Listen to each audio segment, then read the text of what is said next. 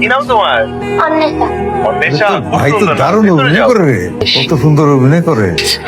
এই যে কি হবে? এই টাকাগুলি ধরেন, কিসের টাকা? আপনার ছেলে পাঠাইছে।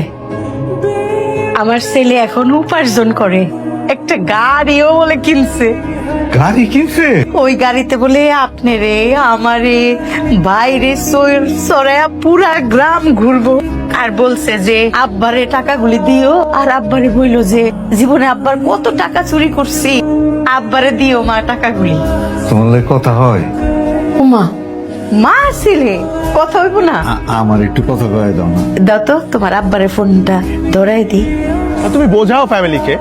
তুমি যদি ফ্যামিলিকে না বোঝাও তাহলে তারা তো বুঝবে না। হায়দার, এই ফারহান্ডে দাও তো, বলো যে তার আব্বা তার সাথে কথা বলতে চায়। হ্যাঁ, টাকা কথা কবি?